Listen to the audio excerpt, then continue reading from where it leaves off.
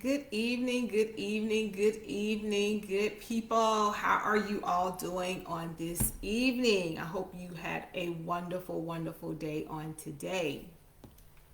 So let's talk about March 14th. March 14th, March 14th. There were so many things that today celebrated or was a national day. So I'm just going to talk about two things. Number one was Write Your Story Day. Write Your Story Day. And you still have time. We know it's getting late in the hour, but if you're not going to bed, it's still time. You have time. You have time to write your story. The second thing was National Organize Your Home Office Day. Yes, today is National Organize Your Home Office Day. And a lot of us are now working from home. So we have the home office. And what's your home office? Your home office can be, if you're using a space in your bedroom, if you have a designated home office that, this is a room, this is now your home office. If you change your dining room to serve as your office, if you have a room downstairs, the basement, garage, whatever your office is, today is National Organize Your Home Office Day. So I like words. Y'all know I love words. I gotta have me a word for the day, word for the year. My word for the year is still boldness. That's my word for the year. My word for March 14th today is organize, organize, organize. And so that's what I want to focus on is organize. So let's look up the definition of organize. So I looked that definition up. So I want to share what organize is. Organize is to form into a functioning whole. So organize again is to form something into a functioning whole, to make it whole. My second definition is to set up an administrative structure. To set up an administrative structure. The third one is to arrange, and the last one is to develop. So organize is simply, in other words, get it together. Okay, let's make it nice, neat, make it make sense, and make it work. And we know how that is when we have these office space and we're working from home. We go in there. If you guys are like me, sometimes I have this bad habit. I take stuff out. I'm working on stuff, but that doesn't mean I put it back in its place. And so before long, I got stuff on the sofa, I got stuff on the other desk, I got stuff on, the bookshelves. I got stuff everywhere because I'm not organized. But today, again, is National Organize Your Home Office Day. So let's get organized. Let's get organized. Okay. So how we organize depends on the season that we are in our life. So yes, it is National Organize Your Day, but sometimes that depends on where we are in our life. And I wrote down a couple of things. Are you retired? Are you retiring soon? That depends on what you need to organize. So when you're organizing your office space now is going to look different than if you're working a 9 to 5, or if you are business owner, you're retiring, you're handing that on down to maybe a family member or a loved one, or even if you sold that. So that's going to look different. If you're preparing for a baby, if you got a home office and now you're having a baby, you're adding to your family, so your home office may look, a little different. You may need to add a baby bed or rocker or something into your home office. So your home office, organize that home office according to your season. So I got just a couple more seasons. And are you becoming a caretaker? A lot of us are becoming caretakers. Our parents are getting older, and now we're becoming caretakers of parents. Or you may have another loved one. It could be an aunt, a cousin, or whatever. And now you're that person's caretaker. It could be a spouse, and now you're a caretaker. So your home office may need to look a little different. You may need to move your home office. So maybe you have the home office in the basement, and now you need to move to the main floor, move to the second floor, or to your third floor, whatever you need to do. Maybe you got a child is graduating from college, or maybe you're the one that's graduating from college and you need to set up a home office. Working remotely for the first time. If you've not worked remotely work remotely before, and now you're working remotely, so now you got to set up an office. You got to make a list of what all do you need at that office. And I pretty much tell anyone, if you have an office space or a cubicle that you're working with at a location, everything that's in that space, make sure you have that at home. So for me, I know before when I worked a 9 to 5, I had dual screens. So I became accustomed to having dual screens. So that's something I love. I love to have my dual screens when I work from home, even now. So to work without a dual screen, that's a no for me. The other thing is maybe you're an empty nester. Is this the season where you're empty nester and you're home by yourself? And again, you need to make that office so you can look out the window, so you feel like you have company. You can see the birds, the animals. You can see neighbors. Now you got people. I know I've worked with some people, and they said, Bernadette, I just cannot work from home. And they said, I feel lonely. I got to interact with people. Maybe being in front of the window. You know, I know people walk in my neighborhood. They're walking the dogs. They're jogging. They're outside playing. They're doing all different type of things. And my desk sits in front of the window. So, you know, and with the window and the blinds and curtains and shutters open, you know, we're waving at each other. We're saying hi. I see the same people pretty much the same time, you know, out there. They're running, they're walking, whatever. And I get to speak to them. So that's my interaction sometimes. That's enough for me. But if you're that person that maybe needs just a little bit more interaction, maybe when they're walking by, you can step out the door and have a little short conversation as they pass by. So you got to figure out what works for you and get your office organized according to what you need. Maybe you're a single parent now. Maybe you got married, you know, and now you and the spouse got to share an office, or you got to share a space in an office. So maybe you need 2 offices now instead of 1 office. So you're in different stages in your life. So whatever your life is and wherever you are, set your office up. Get yourself organized for that space. Grandparents, maybe you're a grandparent now, and your office needs to be set up so you're handling retirement. You're a grandparent. If you have a grandparent that's taking care of children, so now you got to put, you know, for me, I would have to put a calendar on the wall to keep up with everything that children do these days at school. I know that was a big thing when children came home in 2020 and they were having to be homeschooled. You know, parents had to rearrange their life, and it's pretty much the same thing. You have to stop and get organized. I know the beginning of the year, you know, we have these resolutions. We're going to do this. We're going to do that. It's the same thing. So now that it's March, I'm sure you're not doing everything you said you were going to do in January. And here it is March, and we need to do things a little different, or we need to go back and get organized. So when I saw that today was National Organize Your Home Office Day, I decided to take advantage of that. I took the month of March off to take some time off. And so it's good for me. It's like, you know what? I'm going to use this day, and I'm finding these days, and I'm having fun with this, guys. I'm really having fun with what day is March, and what's the day, what does March stand for, the 14th? What should be going on the 14th? And they got write your story. You know, if you have a story to tell your story, write your story. You know, even if you're not ready to share your story out loud, write your story down somewhere. Maybe you can share with your grandchildren or great nieces or nephews. You know, leave your story here so that someone else can enjoy your story. Or maybe your story is your business. So write your story down. That could be your story. Again, I'm really focusing on organizing your home office. If you are a business owner, you're going to need that home office organized.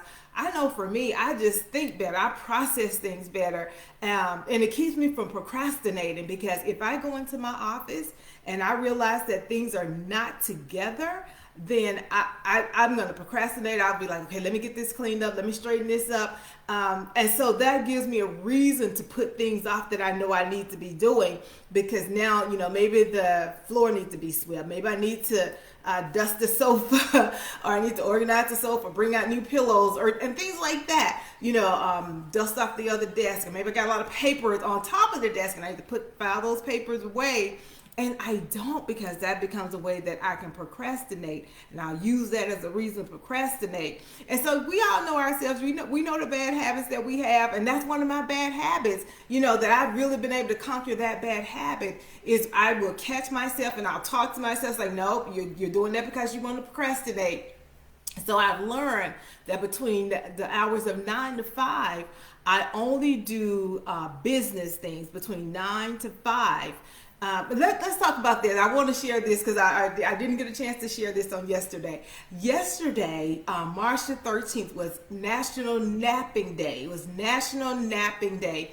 So, of course, I didn't do as much as I normally would do, because I took advantage of National Napping Day. And when you're starting a business, when you're organizing, when there's change, I gave you some of these changes. You're retiring, you're an empty nester, you got college graduates, you're graduating yourself, you're a grandparent, you got married, you got divorced, whatever is going on with your life. Take some time and nap. Take some time and rest. And for me, resting isn't just sitting on the sofa watching TV. Sometimes you just need to go to sleep. Go to sleep. I know now, this stage in my life, when I feel tired, I don't fight it. There was a time I would just be fighting, trying to stay awake and just push through. Let me just finish this. Let me just finish. Now, if I feel tired, I just go rest. I just go take a nap. And you know how I remember working a 9 to 5. And I would go out to my car if I was really tired and take a nap in my car and about 15 minutes. And then I could get up. I feel empowered. I feel rested. I'm ready to go, for a few more hours. And that's what we need to do. Especially if you're home now, take time and take a nap. Take time and rest. That's one of the biggest health things that you can do for yourself is rest. Make sure that you're getting plenty of rest.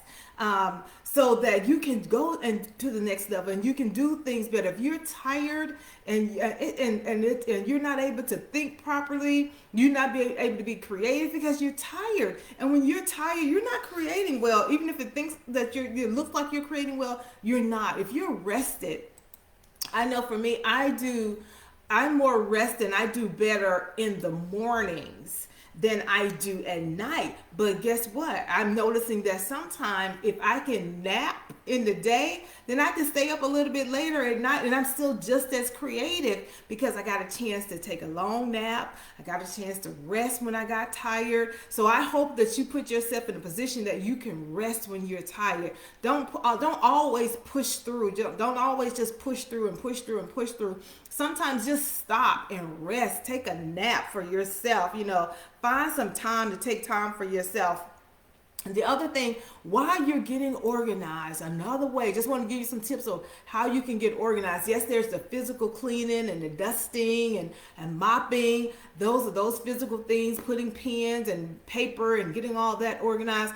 But another thing we need to do is organize our time, organize our day. So, how I like to do it is I organize my year. So when my year is the beginning of January, I start organizing my year. So I plan for, what spring break, what is spring break going to look like? What is Easter, prom? These are things we got coming up. If you're a person that, a child is having a prom, you need to be planning for all these different events. Summer is coming, Labor Day is coming, Thanksgiving, Christmas. You can plan out that far. You really can plan out that far. Like, what's the plan for Christmas week? What's the plan for Thanksgiving week? I hear people say a lot of times, well, I can't really plan out that far. You can plan some things. You can plan out, you can. So you can decide, which family member we're going to spend Thanksgiving with, which family member we're going to spend Christmas with. That doesn't mean that if it doesn't happen, the world is going to fall apart. But you can start planning. So if you're going to be taking a trip, then now is the time to start saving for that trip. If you need to save money for that trip, now is the time to save so that in the month of October, you're not stressing and worried we don't have enough money because we didn't get to save. But if you're planning properly, you'll have everything you need. And then you won't be stressed out and the children won't be disappointed and all that kind of stuff. Plan.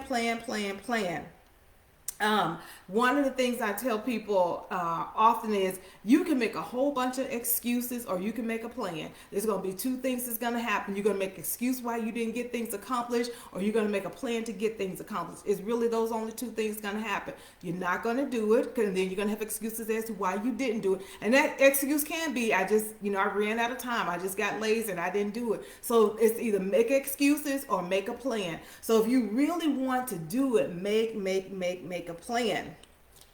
Again, know your season, know your busy season. I know for me, I pretty much can tell you my busy seasons based on my contract. So depending on when I have a contract, and I pretty much know the end of the year, it's going to slow down for me. I'm not going to be as busy. So that's the most of the time when I'm going to take vacations and things. When February, March hit, I don't have time to do a whole lot of vacations because that's my busiest time. That's the busiest time of my year, so I'm busy between now and the end of summer. So it'll probably be October, November before I'm taking that extra time off. But I plan it because I know my business season. I know my slow season. And so my slow season is when I do my most planning of being out of the office and, taking more vacation time, because that's my slow season. So, you got to know your season. What seasons are you in? And if you're planning it properly, you don't have to be stressed out, and you can enjoy your time and have people on your time. And when I say know your season and plan your time, I know for me, even down to, when are you going to sleep? When is your rest time? When do you shut your day off? Know when your day ends. On average, I try to end my day with business no later than 7 o'clock. So by 7 o'clock, I've had all my business calls, and every now and then I may need to take a business call after 7 o'clock. But for the most part, 7 o'clock is, I'm calling everything to an end by that time. Now, and the thing that you have to learn, this is what I tell people: if you really want to schedule and plan, master the word no. If you can master the word no, you can schedule your time better. And I'm gonna give you an example. I remember sharing with a friend of mine. I said, at 7 o'clock, I'm done at 7 o'clock. And I was telling her, but I noticed she always called me 7:30, 8 o'clock. She was always, and I was like, why do you call me at 7:30, 8 o'clock? I'm telling you, my day is done at 7:30, 8 o'clock. Why do you consistently call me?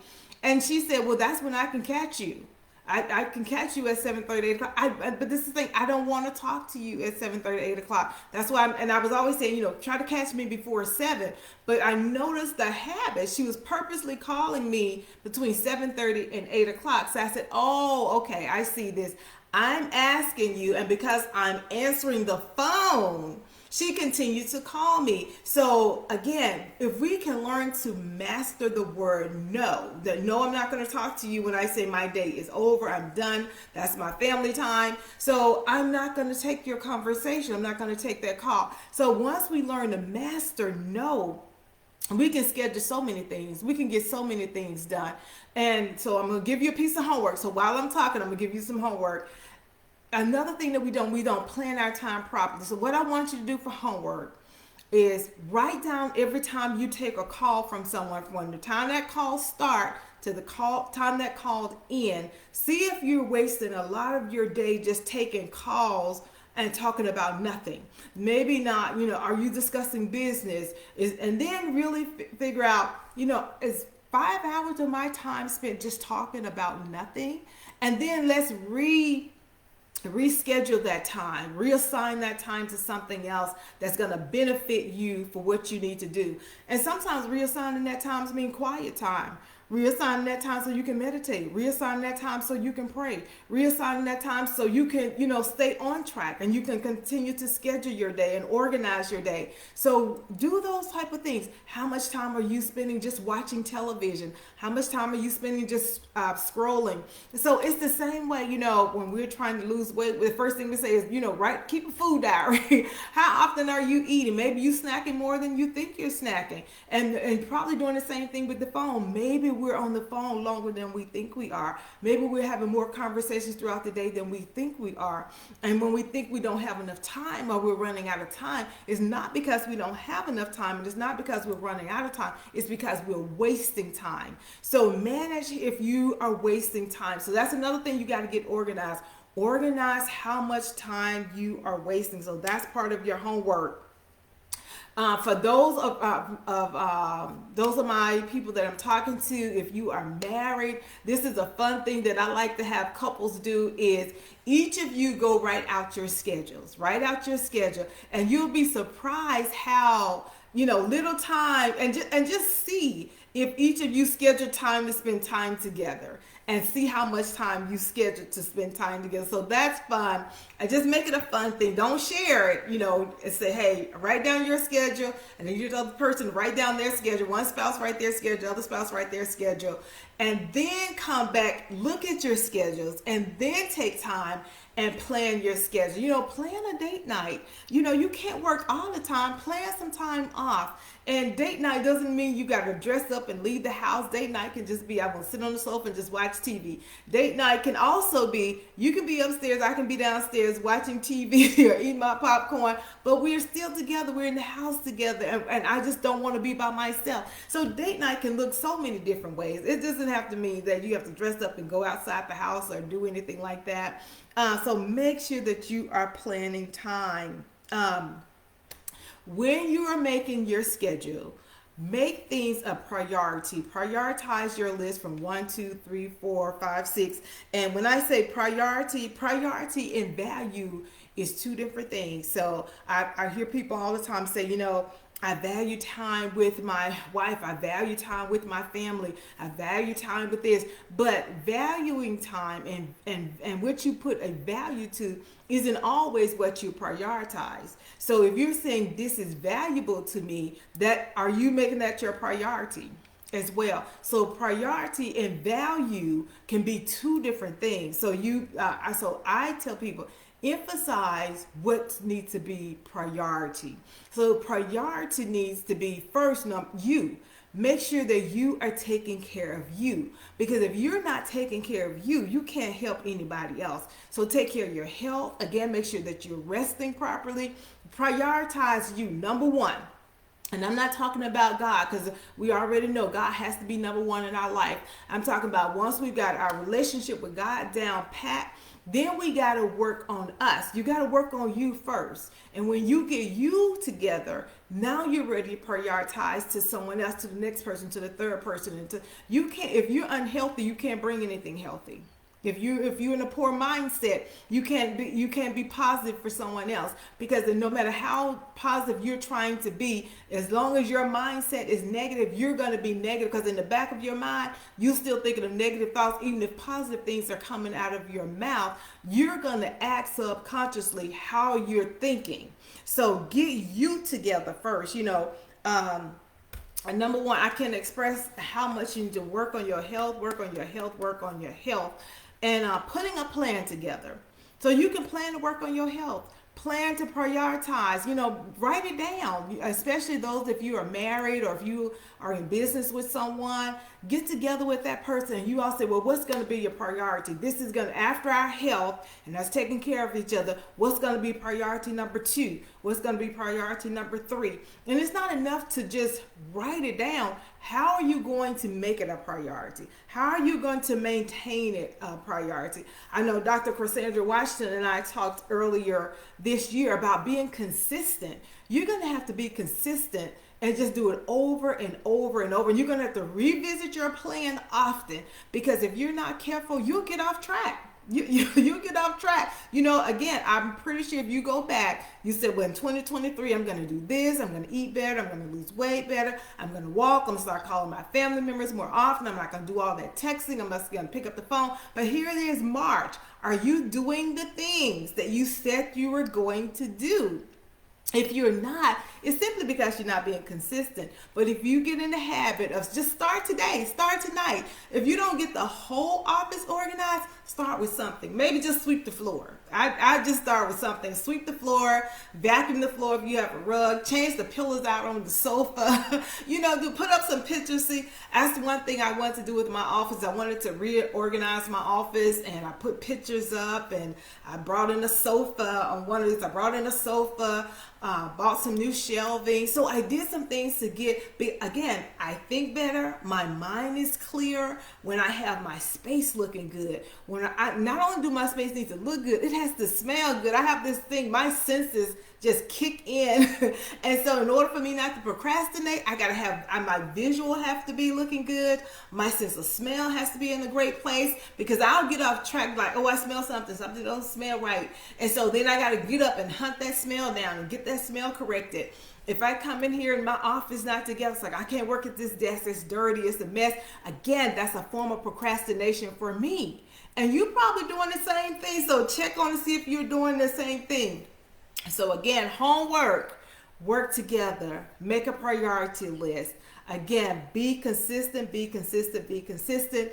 Get organized. This is National Organize Your Home Office. It has been wonderful talking with you and speaking with you on this afternoon. And I look forward to you sharing with me what you got organized on this afternoon. Start somewhere. Start somewhere. Sweep the floor. Put in a pillow. Do whatever you need to do, but start somewhere. And I'll talk to you later. Bye-bye.